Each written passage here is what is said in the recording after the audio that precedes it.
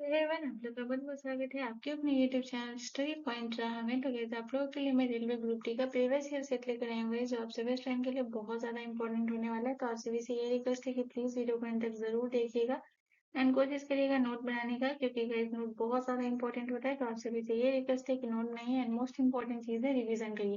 जितना ज़्यादा आप रिवीजन करेंगे आपकी चीज़ें उतना ही ज़्यादा क्लियर आउट रहेगी गाइस, और इसमें मैं हर एक पॉइंट को क्लियर करूँगी जितना ज़्यादा हो सके उतना ज़्यादा आपके कॉन्सेप्ट को क्लियर करने की कोशिश करूँगी। तो प्लीज़ आप लोग कॉपी पेन लेकर ज़रूर बैठिए एंड इसे नोट करिए।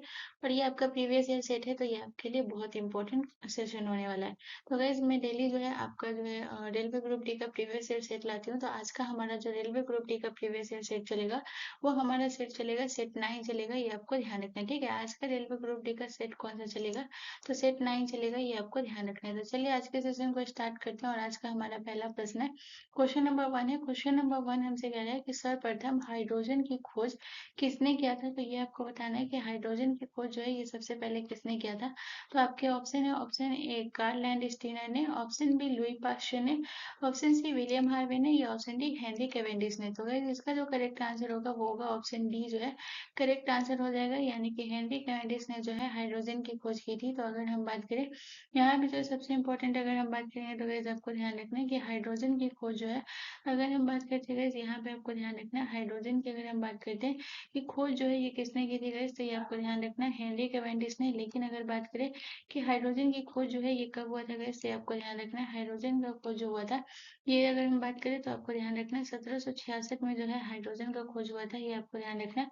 उसके अलावा अगर हम बात करें कि इसका जो है, अगर हम बात करते हैं कि नामकरण, ठीक है, हाइड्रोजन नाम जो है ये कब रखा गया, तो अगर हम नामकरण की बात करेंगे इससे आपको ध्यान रखना है नामकरण की, अगर हम बात करें कि इसका जो है हाइड्रोजन नाम कब रखा गया था, तो यहाँ पे जो है ये हटाकर मैं सीधा लिख देती हूँ। यहाँ पे आपको ध्यान रखना है कि इसका जो है नामकरण कब हुआ था, तो ये आपको ध्यान रखना है कि 1883 में जो है ये आपको ध्यान रखना है, 1883 में जो है आपको ध्यान रखना है, 1883 में जो है आपको ध्यान रखना है हाइड्रोजन नाम रखा गया था, ये आपको ध्यान रखना है। इसकी खोज जो हुई थी ये 1766 में हुई थी, लेकिन जो है हाइड्रोजन नाम इसका कब रखा गया था, तो हाइड्रोजन नाम जो है 1883 में हाइड्रोजन नाम रखा गया था। हाइड्रोजन नाम जो है ये किसने रखा था, हाइड्रोजन नाम ने जो है ये आपको ध्यान रखना है एक वैज्ञानिक थे, कैसे याद रखिएगा, लेवेसियर, ठीक है, आपको ध्यान रखना है। तो लेवेसियर ने जो है ये आपको ध्यान रखना है, लेवेसियर ने जो है आपको ध्यान रखना है, लेवेसियर ने जो है हाइड्रोजन नाम रखा, ठीक है। तो 1883 में हाइड्रोजन नाम लेवेसियर ने रखा, ये आपको ध्यान रखना है, ठीक है। तो ये हो गया, ये आपका यहाँ से आपको ध्यान रखना है, ठीक है। उसके अलावा अगर हम बात करेंगे तो ये आपको ध्यान रखना है कि यहाँ पे अगर हम बात करते हैं कार्ल लैंडस्टीनर की, ठीक है, तो अगर हम कार्ल लैंडस्टीनर की बात करें तो इन्होंने जो है किसकी खोज की थी, तो ये आपको ध्यान रखना है कार्ल लैंडस्टीनर ने जो है आरएच फैक्टर की खोज जो है ये किसने की थी गाइस, तो ये आपको ध्यान रखना है आरएच फैक्टर की खोज जो है ये किसने की थी, तो ये आपको ध्यान रखना है कार्ल लैंडस्टीनर ने जो है ये आपको ध्यान रखना है आरएच फैक्टर की खोज की थी, आपको ध्यान रखना है कार्ल लैंडस्टीनर ने जो है ये किसकी खोज की थी, आरएच फैक्टर की खोज की थी, आपको ध्यान रखना। और अगर हम बात करें कि इन्होंने आरएच फैक्टर की खोज जो है ये कब किया था गाइस, तो ये आपको ध्यान रखना है इन्होंने 1937 में जो है 1937 में जो है आरएच फैक्टर की खोज की थी। उसके अलावा अगर हम नेक्स्ट पॉइंट की बात करें लुई पाश्चर की अगर हम बात करें तो आपको ध्यान रखना है रेबीज के टीके की खोज जो है ये किसने की थी तो आपको ध्यान रखना है। अगर हम बात करें रेबीज के टीके की खोज जो है ये किसने की थी तो आपको ध्यान रखना है रेबीज के टीके की खोज जो है टीके की खोज जो है ये किसने की थी, तो ये है लुई पाश्चर ने जो है रेबीज के टीके की खोज की थी, आपको ध्यान रखना है। उसके बाद अगर हम नेक्स्ट पॉइंट की बात करें तो अगला पॉइंट है जो कि आपको याद रखना है विलियम हार्वे, ठीक है। विलियम हार्वे की अगर हम बात करें इन्होंने किसकी खोज की है इससे आपको ध्यान रखना है विलियम हार्वे ने जो है रक्त परिसंचरण तंत्र की खोज जो है ये किसने की थी इससे आपको ध्यान रखना है रक्त परिसंचरण यानी ब्लड सर्कुलेटरी सिस्टम, ठीक है। तो रक्त परिसंचरण तंत्र की जो है ये आपको ध्यान रखना है रक्त परिसंचरण, ठीक है, आपको ध्यान रखना है रक्त परिसंचरण तंत्र की जो है रक्त परिसंचरण तंत्र की जो है ये खोज किसने की थी, तो ये आपको ध्यान रखना है रक्त परिसंचरण तंत्र की खोज जो है ये विलियम हार्वे ने की थी। अगर हम बात करते हैं कि रक्त परिसंचरण की खोज जो है ये विलियम हार्वे ने जो है ये कब की थी, तो ये भी आपको ध्यान रखना है इसकी खोज जो हुआ था वो 1628 में हुआ था, यानी कि 1628 में हुआ था, ये आपको ध्यान रखना है, ठीक है। 1628 में हुआ था, ये भी आपको ध्यान रखना है, ठीक है। चलिए नेक्स्ट क्वेश्चन की तरफ। अगला क्वेश्चन हमारा क्वेश्चन नंबर 2 है गाइस। क्वेश्चन नंबर 2 कह रहा है कि फुटबॉल मैच की अवधि कितनी होती है? तो आपको बताना है कि फुटबॉल मैच की अवधि जो है ये कितनी होती है। तो आपके ऑप्शन है, ऑप्शन ए 90 मिनट का, ऑप्शन बी 20 मिनट का, ऑप्शन सी 60 मिनट का, या ऑप्शन डी 70 मिनट का। तो गाइस इसका जो करेक्ट आंसर होगा वो होगा ऑप्शन बी, जो ए जो है करेक्ट आंसर हो जाएगा। फुटबॉल मैच की अवधि जो है ये 90 मिनट का होगा, और ये आपको ध्यान रखना है। और याद रखिएगा फुटबॉल मैच जो है ये 45-45 मिनट का करके, अगर हम बात करें ये जो है आपको ध्यान रखना है 45-45 मिनट का जो है ये 2 भागों में होता है, ये आपको ध्यान रखना है। ठीक है, 45-45 मिनट का जो है आपको ध्यान रखना है, ये 2 भागों में होता है। और इस 45 मिनट के बीच का जो होता है, ये देखिएगा इसमें जो है इस 45 में जो है आपको ध्यान रखना है बीच में जो है ये कितना मिनट का होता है। तो याद रखिएगा 15 मिनट का जो है आपको ध्यान रखना है, 15 मिनट का जो है 15 मिनट का हाफ टाइम होता है, ये आपको ध्यान रखना है। 15 मिनट का जो है वैसे देखिएगा 15 मिनट का जो है आपको ध्यान रखना है हाफ टाइम होता है। ठीक है, तो ये इस तरीके से होता है। जैसे कि फुटबॉल मैच जो है ये 90 मिनट का होता है, जिसमें 45-45 मिनट का 2 भाग होता है, जिसमें से इस 45 और इस 45 मिनट के बीच कितना का अंतराल होता है? 15 मिनट का अंतराल होता है, जिसे हम क्या कहते हैं? हाफ टाइम कहते हैं। ये आपको ध्यान रखना है। ठीक है, उसके अलावा अगर हम बात करते हैं फुटबॉल मैच में जो है अगर हम बात करते हैं कि आपको ध्यान रखना है, अगर हम फुटबॉल मैच की बात करें कि खिलाड़ियों की संख्या जो है ये कितनी होती है, बहुत बार पूछा जाता है, आपको ध्यान रखना है। तो अगर हम बात करते हैं इसकी, आपको ध्यान रखना है कि फुटबॉल मैच में जो है आपको ध्यान रखना है कि खिलाड़ियों की संख्या, ठीक है, ये आपको ध्यान रखना है। फुटबॉल मैच में जो है ये खिलाड़ियों की संख्या कितनी होती है इसलिए आपको ध्यान रखना है। फुटबॉल मैच में जो है खिलाड़ियों की संख्या जो है ये कितनी होती है इसलिए आपको ध्यान रखना है। खिलाड़ियों की संख्या जो वो 11 होती है, तो ये आपको ध्यान रखना है कितनी होती है इससे आपको ध्यान रखना है। 11 खिलाड़ियों की संख्या होती है, आपको ध्यान रखना है। उसके अलावा अगर हम बात करते हैं तो यहाँ पे हम बात करेंगे फुटबॉल के बारे में, इसके मैदान के बारे में। ठीक है, तो ये आपको ध्यान रखना है। तो अब हम बात करेंगे फुटबॉल के मैदान के बारे में। तो मैदान के बारे में हम बात करेंगे, जो सबसे पहले जो है इसके जो हम किसके बारे में बात करेंगे, मैदान के जो है कैसे देखिएगा लंबाई के बारे में बात करेंगे। उसके बाद जो है कैसे देखिएगा मैदान की लंबाई के बारे में बात करेंगे। उसके अलावा अगर हम बात करें तो चौड़ाई के बारे में बात करेंगे। ठीक है, मैदान के बारे में बात करेंगे, चौड़ाई के बारे में बात करेंगे। ठीक है, तो अगर हम मैदान की अगर हम बात करें तो फुटबॉल मैच का जो है जो मैदान होता है वो कैसा होता है, तो याद रखिएगा फुटबॉल मैच का जो मैदान होता है ये आपको ध्यान रखना है, ये जो है आयताकार होता है, ये आपको ध्यान रखना है। कैसा होता है इसलिए आपको ध्यान रखना है, आयताकार होता है। अगर हम इसकी लंबाई की बात करें कि इसकी लंबाई जो है ये कितना होता है, तो याद रखिएगा 100 से लेकर 110 मीटर होता है, आपको ध्यान रखना है। इसकी लंबाई जो है ये कितनी होती है इसलिए आपको ध्यान रखना है। 100 से लेकर जो है ये कितना होता है, 100 से लेकर जो है आपको ध्यान रखना है 100 से लेकर जो है 110 मीटर होती है, आपको ध्यान रखना है। और अगर हम चौड़ाई की बात करें तो इसकी चौड़ाई जो है ये कितनी होती है तो ये आपको ध्यान रखना है। इसकी अगर चौड़ाई की बात करें तो 64 से लेकर जो है आपको ध्यान रखना है 64 से लेकर जो है 75 मीटर तक है, ये आपको ध्यान रखना है।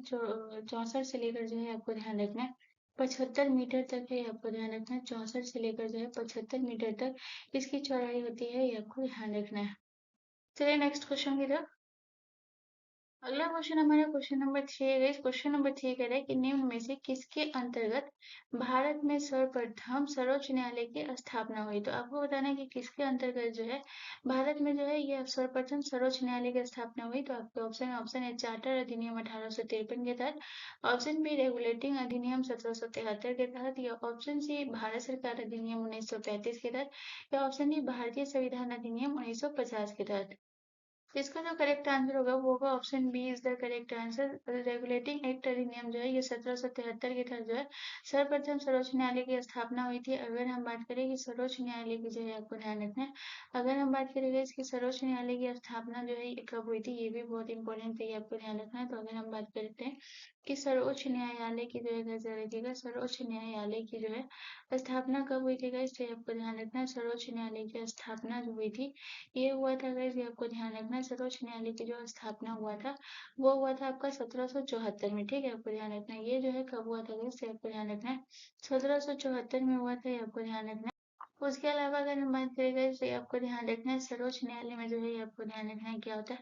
तो याद रखिएगा सर्वोच्च न्यायालय में जो है एक मुख्य न्यायाधीश होता है, ये आपको ध्यान रखना है। सर्वोच्च न्यायालय में जो ये क्या होता है, तो ये आपको ध्यान रखना है एक मुख्य न्यायाधीश होता है, आपको ध्यान रखना है। सर्वोच्च न्यायालय में जो है एक मुख्य न्यायाधीश होता है, आपको ध्यान रखना है। सर्वोच्च न्यायालय में जो है ये क्या होता है, तो याद रखिएगा एक मुख्य न्यायाधीश होता है, आपको ध्यान रखना। और क्या होता है guys, आपको ध्यान रखना है सर्वोच्च न्यायालय में जो है एक मुख्य न्यायाधीश होता है, और और 3 जो है गाइस याद रखिएगा, और 3 जो है और जो है 3 अन्य न्यायाधीश होता है, ठीक है, याद रखिएगा। और जो है आपको ध्यान रखना है, और आपको याद रखना है कि 3 जो है आपको ध्यान रखना है, 3 जो है ये क्या होता है, तो याद रखिएगा। और जो है 3 अन्य न्यायाधीश होते हैं, आपको ध्यान रखना है, ठीक है।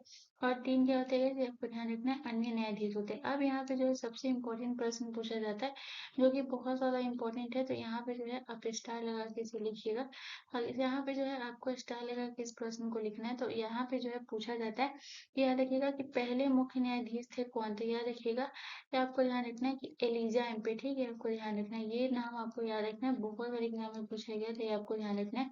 एलिजा एम्पे जो है आपको ध्यान रखना है, एलिजा एम्पे, ठीक है, आपको ध्यान रखना है। एलिजा एम्पे जो है आपको ध्यान रखना है, पहले मुख्य न्यायाधीश थे, तो ये आपको ध्यान रखना है।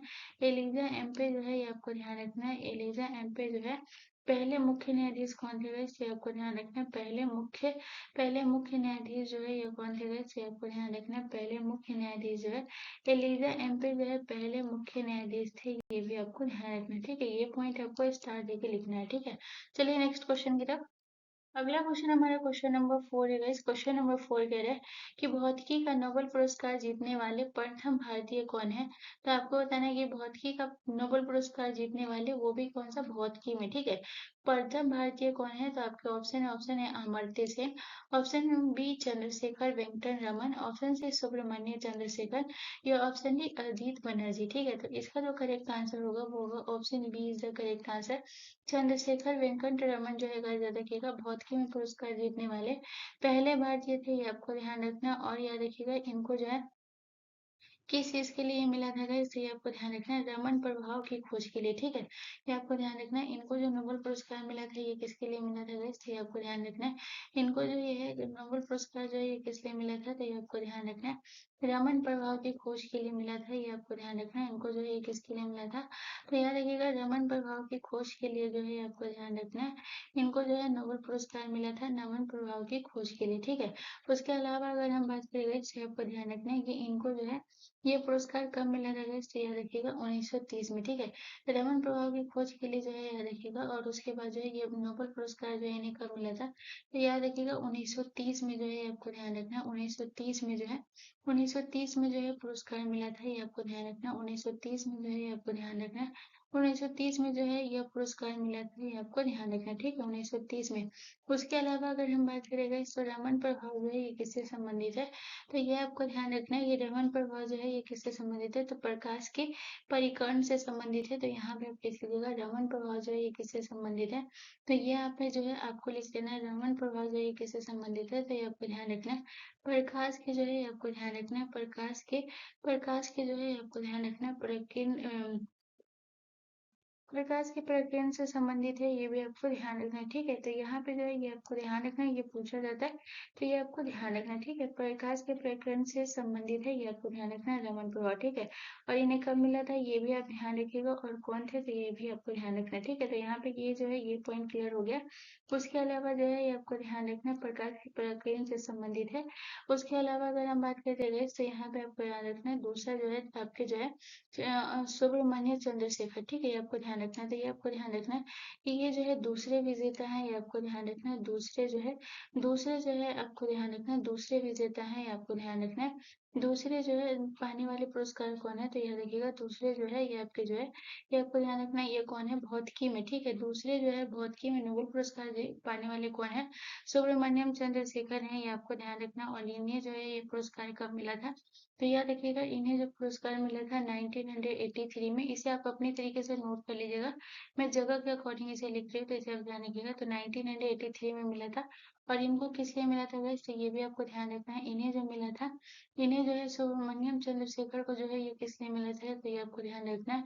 इन्हें जो मिला था ये आपको ध्यान रखना है, सितारों की रचना के लिए, ठीक है। इन्हें जो मिला था ये किसके लिए मिला था, तो इन्हें जो मिला था गाइस ये आपको ध्यान रखना है, सितारों की रचना के लिए, ठीक है। इन्हें जो है ये किसके लिए मिला था, तो सितारों की जो है ये आपको ध्यान रखना है, सितारों के संरचना के लिए जो है इन्हें ये पुरस्कार मिला था, ये भी आपको ध्यान रखना है। और ये दूसरे जो है ये आपको ध्यान रखना है, और किसमें, भौतिकी में, ठीक है। दूसरे भौतिकी में पाने वाले जो है कौन से है, नोबेल पुरस्कार पाने वाले सुब्रमण्यम चंद्रशेखर, और इन्हें 1983 में मिला था, ठीक है। चलिए नेक्स्ट क्वेश्चन की तरफ। अगला क्वेश्चन हमारा क्वेश्चन नंबर 5 है गाइस। क्वेश्चन नंबर 5 कह रहा है कि समय मापक विज्ञान है। तो आपको बताना है कि समय मापक विज्ञान क्या है। तो आपके ऑप्शन ऑप्शन है horology, option B tomography, option C cosmology, option D hydrology. तो गाइस इसका जो करेक्ट आंसर होगा वो होगा, आपको जो है आपको याद रखना है कि समय मापक विज्ञान जो है ये क्या कहलाता है, हॉरोलॉजी कहलाता है। तो ऑप्शन ए जो है हमारा करेक्ट आंसर हो जाएगा, ये आपको ध्यान रखना है। उसके अलावा अगर हम बात करें टोमोग्राफी जो है ये आपके किससे संबंधित है गाइस, तो ये आपको ध्यान रखना है। टोमोग्राफी जो है ये आपको ध्यान रखना है ये किससे संबंधित है, तो ये देखिएगा शरीर के जो है विभिन्न अंगों और संरचनाओं का अध्ययन जो है ये किसमें किया जाता है, तो ये आपको ध्यान रखना है। तो ये आपको ध्यान रखना है कि शरीर के जो है ये आपको ध्यान रखना है, यहाँ पे जो है टोमोग्राफी में किसका अध्ययन होता है, तो ये आपको ध्यान रखना है शरीर के जो है ये आपको ध्यान रखना है विभिन्न अंग, ठीक है, आपको ध्यान रखना है शरीर के विभिन्न अंगों का जो है ये आपको ध्यान रखना है, शरीर के विभिन्न अंगों का जो है अध्ययन किया जाता है, ठीक है, आपको ध्यान रखना है शरीर के विभिन्न अंगों और जो है संरचनाओं भी लिख लीजिएगा, ठीक है। तो ये आपको ध्यान रखना है शरीर के विभिन्न अंगों और संरचनाओं का जो है आपको ध्यान रखना है संरचनाओं का जो है संरचनाओं का अध्ययन जो है ये क्या कहलाता है, तो शरीर के विभिन्न अंगों और संरचनाओं का अध्ययन जो है ये जो है क्या कहलाता है, टोमोग्राफी कहलाता है, ये आपको ध्यान रखना है, ठीक है। अध्ययन जो है ये क्या कहलाता है, टोमोग्राफी कहलाता है। उसके अलावा अगर हम बात करें तो ये आपको ध्यान रखना है कॉस्मोलॉजी, ठीक है। तो कॉस्मोलॉजी में जो है ये किसका अध्ययन होता है, तो ये ध्यान रखना है ब्रह्मांड की जो है उत्पत्ति का जो है जो ये आपको ध्यान रखना है। अगर हम बात करें इसमें जो है किसका अध्ययन होता है guys, तो ये आपको ध्यान रखना है इसमें जो अध्ययन होता है ये ब्रह्मांड का होता है, ये आपको ध्यान रखना है। ये जो है ये किसका होता है guys, तो ये आपको ध्यान रखना है इसमें जो अध्ययन होता है ये आपको ध्यान रखना है ब्रह्मांड के जो है आपको ध्यान रखना है ब्रह्मांड के जो उत्पत्ति हो गया, ठीक है, आपको ध्यान रखना है ब्रह्मांड का उत्पत्ति हो गया। उसके अलावा बात करें उत्पत्ति हो गया, उसके अलावा बात करेंगे तो ये क्या देखिएगा विकास का हो गया, ब्रह्मांड का उत्पत्ति विकास और वैसे देखिएगा और क्या हो गया, ब्रह्मांड का उत्पत्ति विकास और का जो है अध्ययन क्या कहलाता है, विकास और संरचना का अध्ययन जो है ब्रह्मांड की उत्पत्ति विकास संरचना का अध्ययन जो है ये क्या कहलाता है, संरचना का अध्ययन जो है ये क्या कहलाता है, तो याद रखिएगा ये कहलाता है आपका कॉस्मोलॉजी कहलाता है, ये आपको ध्यान रखना है, ठीक है। संरचना का अध्ययन जो है ये क्या कहलाता है, कॉस्मोलॉजी। उसके अलावा आ जाते गए सबको ये बात करते हैं हाइड्रोलॉजी। हाइड्रोलॉजी में जो है ये किसका अध्ययन होता है, तो हाइड्रोलॉजी में जो है ये आपको ध्यान रखना है जल के वितरण का अध्ययन जो है ये आपको ध्यान रखना है जल के वितरण और संचलन और गुणों का, ठीक है। तो जल के वितरण का अध्ययन होता है, ये आपको ध्यान रखना है जल के वितरण का अध्ययन होता है। उसके अलावा अगर हम बात करें तो याद रखिएगा संचरण का अध्ययन होता है, जल के वितरण का अध्ययन होता है संचरण और जो है याद रखिएगा गुणों का अध्ययन, ठीक है, आपको ध्यान रखना है। और जो है ये आपको ध्यान रखना है यहाँ पे जो है जल का लिख लीजिएगा, ठीक है। यहाँ पे जो है आपको क्या लिखना है जल के जो है ये आपको ध्यान रखना है जल के वितरण का और याद रखिएगा जल के वितरण संचरण और जो है गुणों का अध्ययन जो है ये क्या कहलाता है, गुणों का अध्ययन जो है ये क्या कहलाता है, तो गुणों का अध्ययन जो है ये आपको ध्यान रखना है ये क्या कहलाता है, ये कहलाता है आपका हाइड्रोलॉजी कहलाता है। हाइड्रो ये तो जल ही से संबंधित है, हाइड्रो है तो ये जल से संबंधित है, ठीक है। चलिए नेक्स्ट क्वेश्चन की तरफ। अगला क्वेश्चन हमारा क्वेश्चन नंबर 6 है गाइस। क्वेश्चन नंबर 6 कह रहा है कि जब कांच की छड़ को रेशम से रगड़ा जाता है तो छड़ पर कौन सा आवेश होगा, ठीक है। तो बताइए जब कांच की छड़ को जो है रेशम से रगड़ा जाता है तो इस पे जो है कौन सा आवेश होगा, तो आपके ऑप्शन ऑप्शन है धनात्मक आवेश होगा, ऑप्शन बी ऋणात्मक आवेश होगा, ऑप्शन सी उदासीन होगा या ऑप्शन डी ए और बी दोनों होगा। तो गाइस इसका जो करेक्ट आंसर होगा वो होगा ऑप्शन ए जो है करेक्ट आंसर हो जाएगा। जब कांच की छड़ को रेशम से रगड़ा जाता है तो धनात्मक होगा, लेकिन अगर हम यहाँ पे जो है एक पॉइंट और याद रखिएगा, अगर जो है यहाँ पे जो है इंपॉर्टेंट स्टार देखिए इस पॉइंट को लिखिएगा कि जब कांच की छड़ को जो है या को ध्यान रखना रेशम से रगड़ा जाता है तो धनात्मक होता है, लेकिन अगर हम बात करें कि इस पे जो है छड़ पर जो है यहाँ पे बोल रहा है कि छड़ पर जो है ये कौन सा आवेश होगा, तो छड़ पे जो है ये धनात्मक आवेश होगा, ठीक है। लेकिन अगर यहाँ पे जो पूछा जाता है कि रेशम पर कौन सा ये होगा, ये आपको ध्यान रखना है रेशम पर जो है आपको ध्यान रखना है। अगर पूछा जाता है कि रेशम पर जो है आपको ध्यान रखना है कौन सा आवेश होगा, ये आपको बताना है। तो रेशम पर जो है ये कौन सा आवेश होगा ये आपको बताना है, ठीक है। तो छड़ पे जो है कौन सा आवेश होगा, तो ये आपको ध्यान रखना है छड़ पे जो आवेश होगा वो होगा आपका धनात्मक, लेकिन रेशम पर जो है वो कौन सा आवेश होगा, तो याद रखिएगा रेशम पर जो आवेश होगा वो कौन सा आवेश होगा, तो याद रखिएगा रेशम पर जो आवेश होगा guys, याद रखिएगा वो कौन सा होगा, वो हो जाएगा आपका ऋणात्मक। ठीक है, वो कौन सा हो जाएगा guys, तो ये आपको ध्यान रखना है, वो हो जाएगा आपका ऋणात्मक हो जाएगा, ये आपको ध्यान रखना है। कौन सा हो जाएगा guys, ये आपको ध्यान रखना है, वो आपका जो है कौन सा आवेश हो जाएगा, ऋणात्मक आवेश हो जाएगा, ये आपको ध्यान रखना है। ठीक, तो ये जो है बहुत इंपॉर्टेंट है, याद रखिएगा। जब क्षण पूछे तो धनात्मक आवेश, लेकिन अगर इसी जगह क्षण की जगह पे आपसे रेशम पे पूछ देता है कि रेशम पे कौन सा आवेश होता है, तो वो ऋणात्मक हो जाता है। तो यहीं पे छोटा छोटा गलती जो है लोगों को बहुत ज्यादा कंफ्यूज करता है, तो ये छोटी छोटी चीजों का आपको ध्यान रखना है और नोट करते हुए चलना है। चलिए नेक्स्ट क्वेश्चन की तरफ। अगला क्वेश्चन हमारा क्वेश्चन नंबर 7 है गाइस। क्वेश्चन नंबर 7 हमसे कह रहा है कि अमरकंटक पहाड़ियों से कितनी नदी का उद्गम होता है। तो आपको बताना है कि अमरकंटक पहाड़ी से कितने नदी का उद्गम होता है। तो आपके ऑप्शन ए 6 नदी का, ऑप्शन बी 3 नदी का, ऑप्शन सी 2 नदी का, या ऑप्शन डी 5 नदी का। तो गाइस इसका जो करेक्ट आंसर होगा वो होगा ऑप्शन बी, जो है करेक्ट आंसर हो जाएगा। अमरकंटक पहाड़ी से जो है टोटल 3 नदी का उद्गम होता है। अगर हम बात करें कि इन 3 नदी में जो है कौन-कौन सी 3 नदी का उद्गम होता है, तो सबसे पहले आपको याद रखना है अमरकंटक पहाड़ी से जो है सबसे पहले अगर हम बात करेंगे इससे आपको ध्यान रखना है कौन सी नदी का होता है, तो याद रखिएगा नर्मदा नदी का होता है। सबसे पहले जो है आपको याद रखना है किसका होता है, इससे आपको ध्यान रखना है नर्मदा नदी का उद्गम होता है अमरकंटक की पहाड़ी से। उसके अलावा अगर बात करें दूसरा जो है ये आपका कौन सा है, तो दूसरा जो है ये आपका सोन नदी हो गया। दूसरा जो है ये आपका कौन सा हो गया, दूसरा जो है ये आपका सोन नदी हो गया। और तीसरा जो है आपकी कौन सी नदी का उद्गम होता है इससे याद रखिएगा, तीसरा जो है आपका जोहिला नदी का उद्गम जो है ये अमरकंटक की पहाड़ी से होती है। आपको ध्यान रखना है जोहिला नदी का उद्गम जो है कहाँ से होता है, जोहिला नदी का उद्गम जो है ये अमरकंटक की पहाड़ी से होती है। ठीक है, तो उसके बाद अगर हम बात करते हैं नर्मदा नदी की, अगर हम बात करें गाइस, तो ये आपको ध्यान रखना है कि यहाँ पे जो है पूछा जाता है कि नर्मदा नदी का जो है अगर हम बात करते हैं कि इसका जो है कुल लंबाई जो है ये कितना होता है गाइस, तो ये आपको ध्यान रखना है नर्मदा नदी का जो है कुल लंबाई कितना होता है, तो ये आपको ध्यान रखना है नर्मदा नदी का कुल लंबाई जो है ये आपको ध्यान रखना है 1312 किलोमीटर जो है। आपको ध्यान रखना है 1312 किलोमीटर जो है नर्मदा नदी का कुल लंबाई होता है, ये आपको ध्यान रखना है। उसके अलावा अगर हम सोन नदी की बात करें तो ये आपको ध्यान रखना है ये गंगा नदी की सहायक नदी है, तो ये आपको ध्यान रखना है ये जो है आपको ध्यान रखना है ये जो है गंगा नदी की सहायक नदी कौन सी है, तो ये आपको ध्यान रखना है गंगा नदी की जो है वैसे देखिएगा गंगा नदी की जो है ये आपको ध्यान रखना है गंगा नदी की जो है सहायक नदी है, ये आपको ध्यान रखना है गंगा नदी की जो है सहायक नदी है, ये आपको ध्यान रखना है। ठीक है, गंगा नदी की सहायक नदी है। उसके अलावा अगर हम बात करें जोहिला नदी जो है ये आपको ध्यान रखना है ये जो है जोहिला नदी का आपको क्या याद रखना है गाइस, याद रखिएगा ये सोन नदी की सहायक नदी है। ठीक है, आपको ध्यान रखना है जोहिला नदी जो है ये आपको ध्यान रखना है ये जो है आपको ध्यान रखना है ये सोन नदी की सहायक नदी है, ये आपको ध्यान रखना है। जोहिला नदी जो है ये आपको ध्यान रखना है सोन नदी की सहायक नदी है, ये आपको ध्यान रखना है। और इस तीनों का उद्गम जो है ये कहाँ से होता है, तो याद रखिएगा इन तीनों नदी का उद्गम जो है ये आपको ध्यान रखना है ये होता है आपके अमरकंटक पहाड़ी से। तो याद रखिएगा सोन नदी ये गंगा नदी की सहायक नदी है और जोहिला नदी सोन नदी की सहायक नदी है, ये आपको ध्यान रखना है। ठीक है, चलिए नेक्स्ट क्वेश्चन की तरफ। अगला क्वेश्चन हमारा क्वेश्चन नंबर 8 है गाइस। क्वेश्चन नंबर 8 कह रहा है कि मनुष्य में मादा जनन अंग से किस हार्मोन का स्राव होता है। तो आपको बताना है कि मनुष्य में मादा जनन अंग से जो है ये किस हार्मोन का स्राव होता है। तो आपके ऑप्शन है एस्ट्रोजन का, ऑप्शन बी प्रोजेस्ट्रॉन का, ऑप्शन सी रिलैक्सिन का, या ऑप्शन डी सभी कथन सत्य है। तो गाइस इसका जो करेक्ट आंसर होगा वो होगा ऑप्शन सी, जो है करेक्ट आंसर हो जाएगा। मनुष्य में मानव जनन अंग से जो है ये किस हार्मोन का स्राव होता है, तो रिलैक्सिन का होता है, ये आपको ध्यान रखना है। और याद रखिएगा गाइस, सबसे पहले हम बात करते हैं कि इसकी जो है खोज किसने और कब की थी गाइस। तो सबसे पहले हम खोज के बारे में बात करेंगे, तो ये आपको ध्यान रखना है। अगर हम बात करते हैं कि इसकी खोज जो है ये कब हुई थी, तो याद रखिएगा 1926 में जो है आपको ध्यान रखना है इसकी खोज कब हुई थी।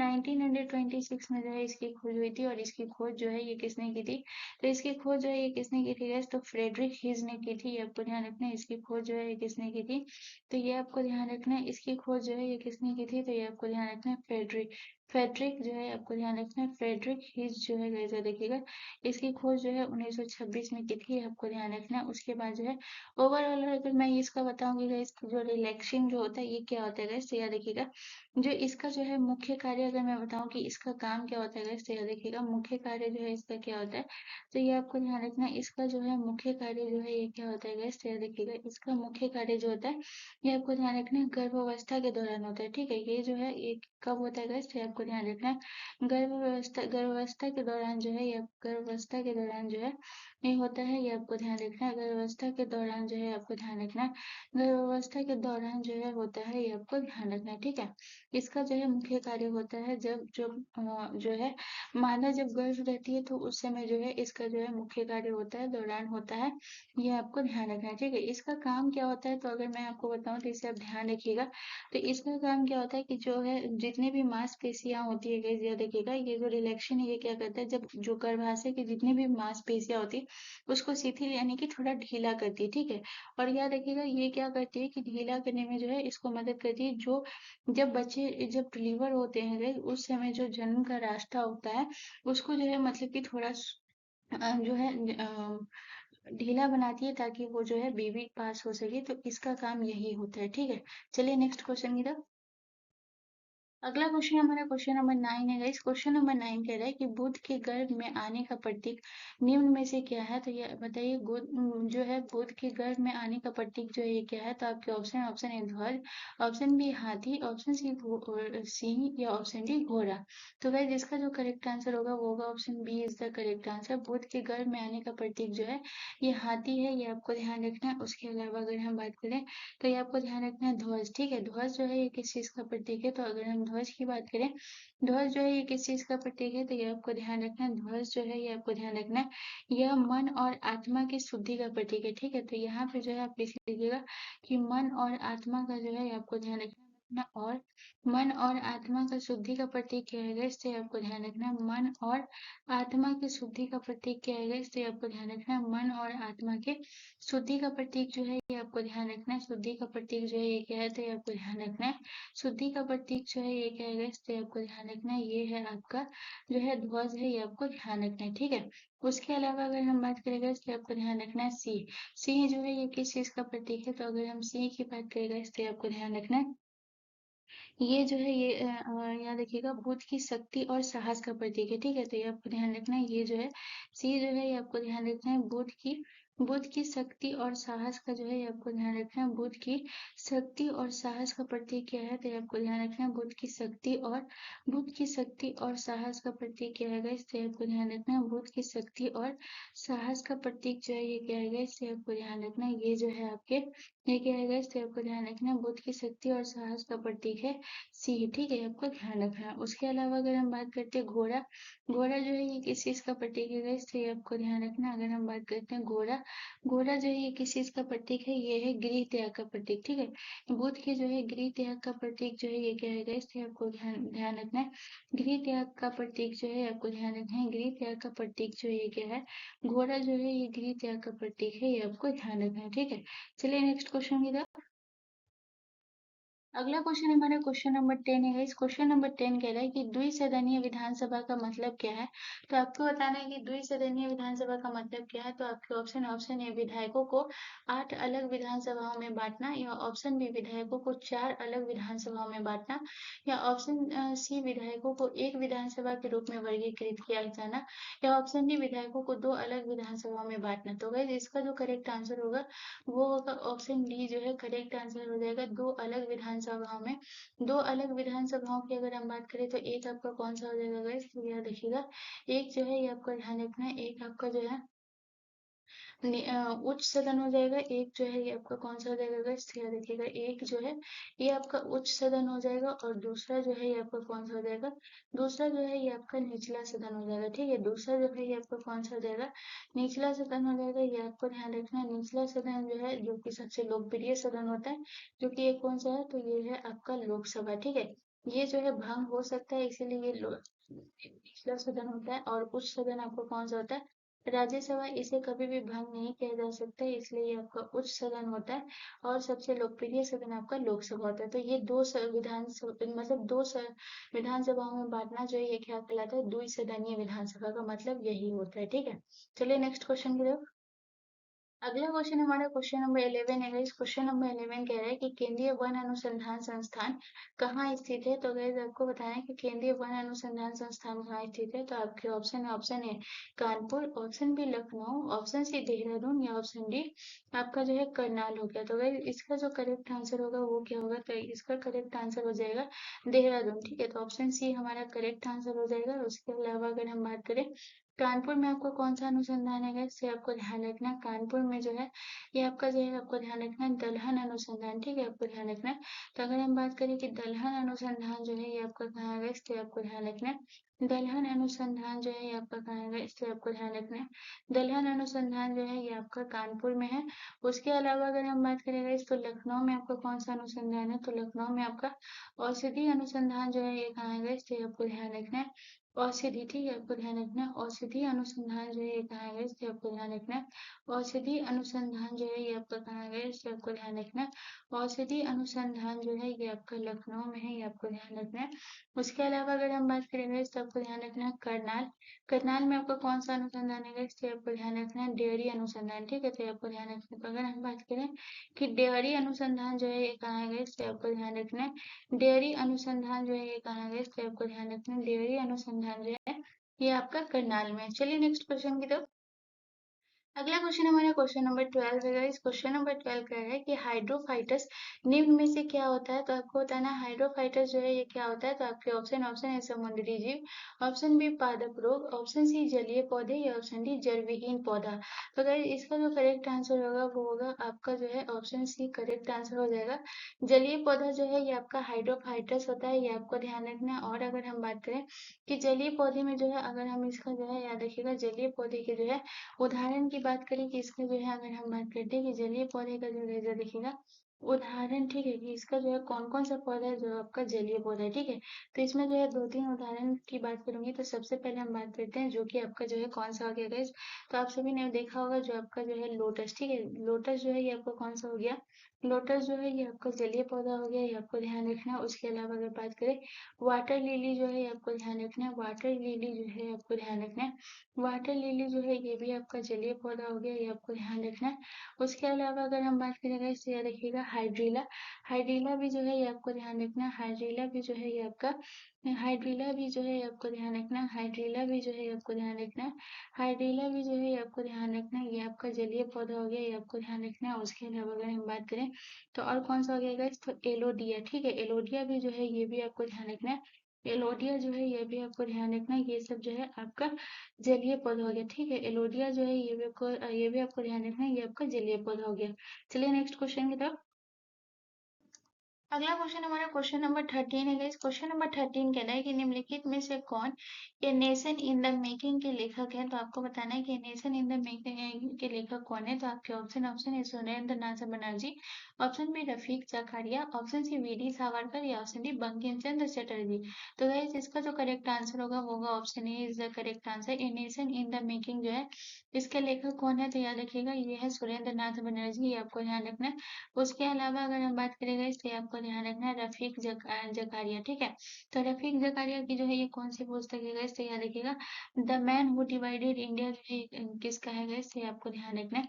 तो अगर हम बात करेंगे इसलिए आपको ध्यान रखना है द मैन। ठीक है, the man who divided in India जो है ये किसने लिखा है इससे आपको ध्यान रखना है द मैन हु डिवाइडेड। ठीक है, आपको ध्यान रखना है द मैन हु डिवाइडेड जो है ये किसने लिखा है इससे आपको ध्यान रखना है the man who divided India जो है ये किसने लिखा है इससे आपको ध्यान रखना है, ये लिखा है राफिक जकारिया ने लिखा है, ये आपको ध्यान रखना है। ठीक है, the man who divided India.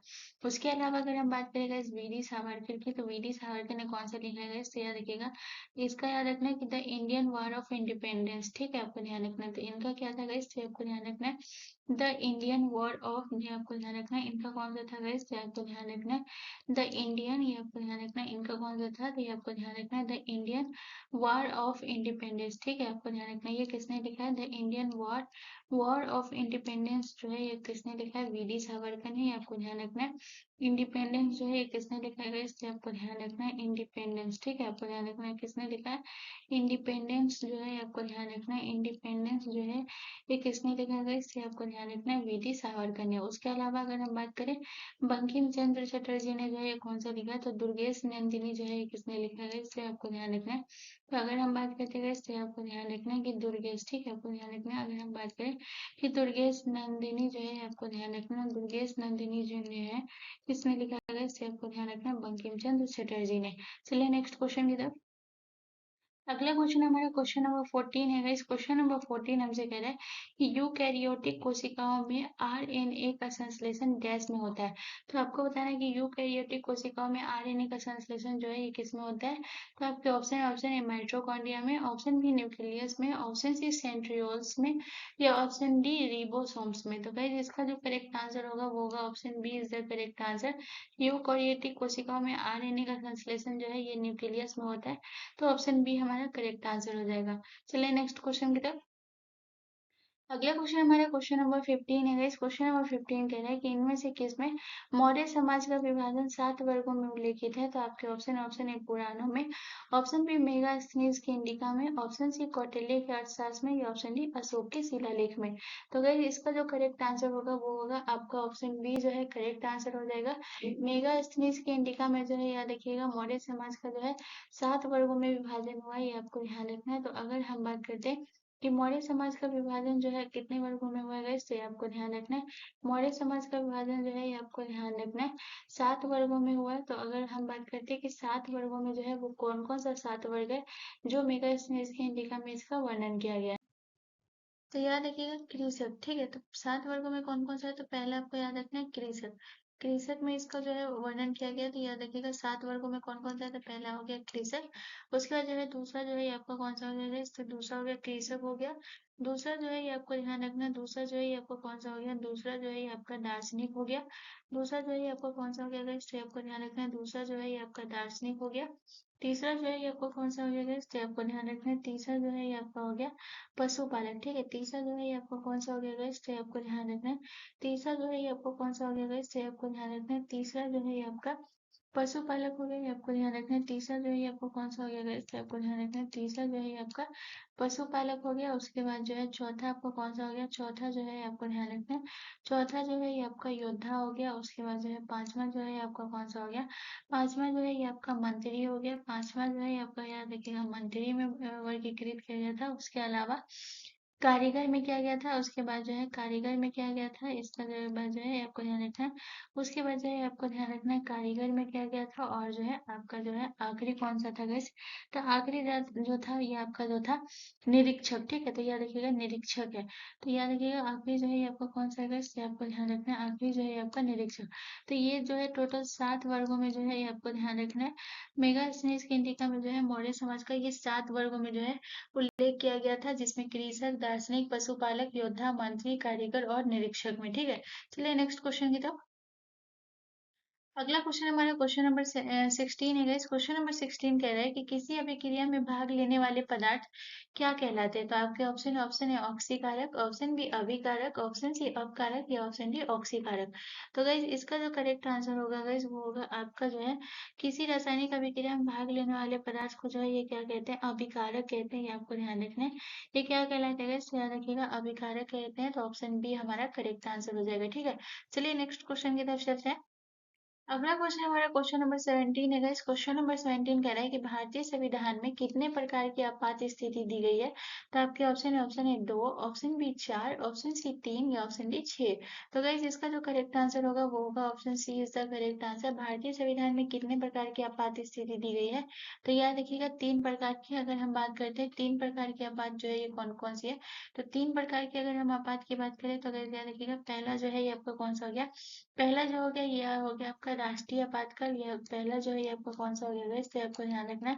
पहला जो हो गया गाइस ये आपको ध्यान रखना है। ये कौन सा हो गया? तो ये आपको ध्यान रखना है।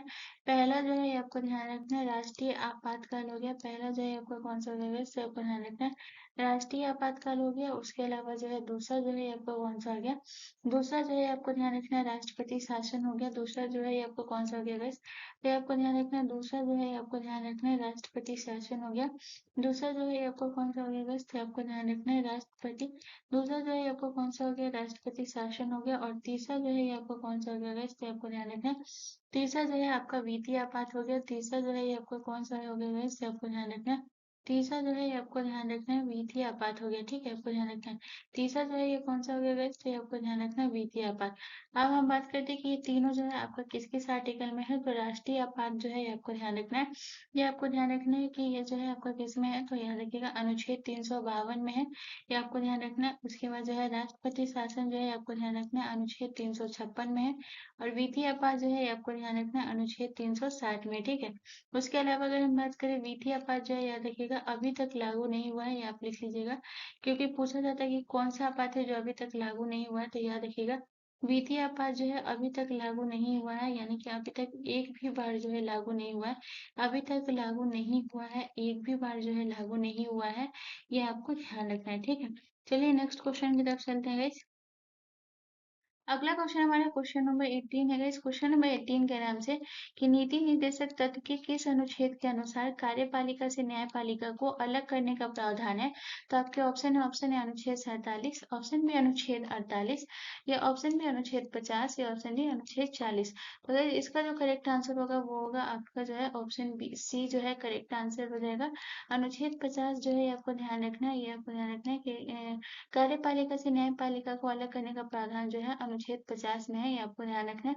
उसके अलावा अगर हम बात करते हैं इससे आपको ध्यान रखना है कि शराब पर प्रतिबंध जो है ये किस पे है, इससे आपको ध्यान रखना है शराब पर प्रतिबंध जो है आपको ध्यान रखना है शराब पर प्रतिबंध जो है आपको ध्यान रखना है शराब पर प्रतिबंध जो है किसमें, तो अनुच्छेद 47 में जो है आपको ध्यान रखना है शराब पर प्रतिबंध है, ये आपको ध्यान रखना है। उसके अलावा अगर बात करें अनुच्छेद 48 जो है ये किससे संबंधित है, तो पशुओं का पशुओं का पालन जो है ये किसमें है, तो याद रखिएगा पशुपालन से संबंधित कौन सा है, तो ये आपको ध्यान रखना है पशुपालन से संबंधित जो है ये आपका अनुच्छेद 48 है, ये आपको ध्यान रखना है।